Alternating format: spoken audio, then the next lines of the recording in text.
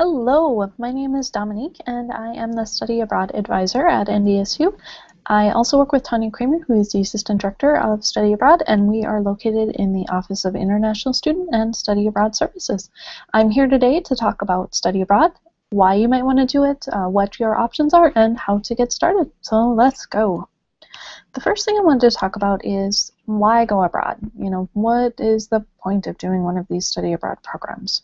I think for a lot of people, when they choose to go abroad, they have some very specific reason, something you want to see, something you want to do, a class you might want to take. But people really do find that it's a much bigger experience than they expected. It just completely changes your entire understanding of the world, who you are, what you want to do with your life. So I really recommend it. My experience is one of the most powerful things that I've ever done, and I just can't communicate clearly enough exactly what a big difference it made in my life. The quote on there, "the best decision of my life," is something that a student specifically said to Tanya, but I really hear very similar things from students all the time. The second thing I think people ask is study abroad worth it? Is it worth the time? Is it worth the energy? Is it worth the money? And the answer to that is yes. Studies have been done that have shown that study abroad is worth it for students. It is a really great resume builder. It's something that you can put on your resume that really shows that you have a lot of those skills that employers are looking for. Things like the ability to work with people from diverse backgrounds, to think outside the box, to really be that person that when something comes up, you're the one who would have a solution for how to solve the problem. It's also a really great way to distinguish yourself when you're in interviews. A lot of times employers will specifically ask about your study abroad experience, and that gives you an opportunity to sell that story of why you would make a great employee for them. As an example, we had a student, Adam Bergman, who interviewed 10 different times, and in at least 7 of them they specifically asked about his study abroad experience, and then he took a job with a firm that has affiliates in 120 different countries. Alright, so how to get started. It really isn't ever too early to start planning. It takes about a semester to pick a program, apply, do the arrangements to go. But starting early just makes it a lot easier and less complicated for you because you can make sure that the time that you're picking is the best time for you, and then you won't have to do too much stuff all at the very same time. You can spread it out and just make it less stressful and a lot more easy for yourself. One of the very first things that I recommend if you're thinking about doing a study abroad program is to talk with your academic department. You can just go to your advisor and say, hey, I'm thinking of studying abroad. Can we talk about when the best time is to go and what classes I might want to take when I am abroad? Taking a look at your class schedule can give you an idea of whether there's easier times or more difficult times for doing study abroad, and they can give you some feedback about whether it's a good idea to go early and maybe take some general ed classes, or if you should wait until later where you can do an internship or student teaching or something like that. There are a lot of different options through NDSU. You could go abroad for a shorter period during spring break or summer, ranges from 10 days all the way up to 2 months, or you could do something longer like a semester or a year-long program.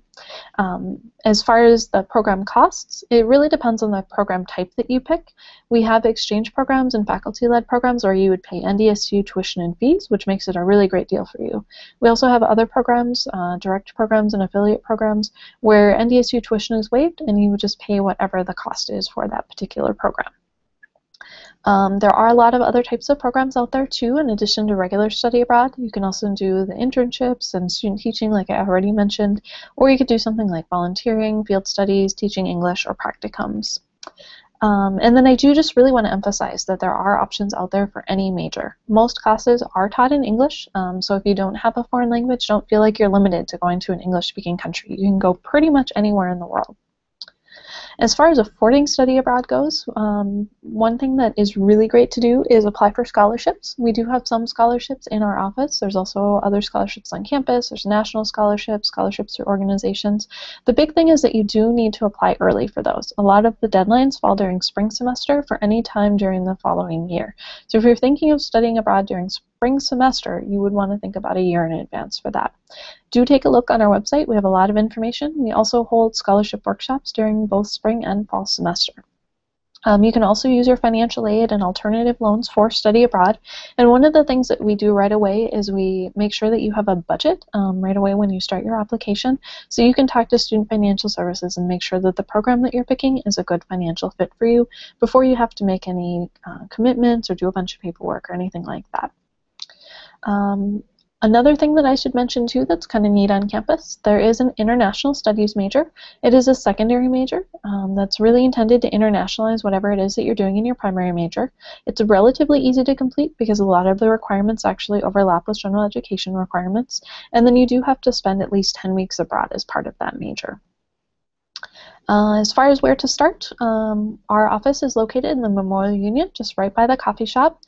We do hold study abroad info sessions every Monday through Thursday at 4 o'clock. They generally last about a half an hour, maybe a little longer if you have questions. And so you can come to one of those any day. We also have a new study abroad resource room that you can come to anytime from 10 to 5 Monday through Thursday or 10 to 4 on Friday. We have returnee study abroad students who are there, and you can just pop in, talk with them about their experiences, and get started.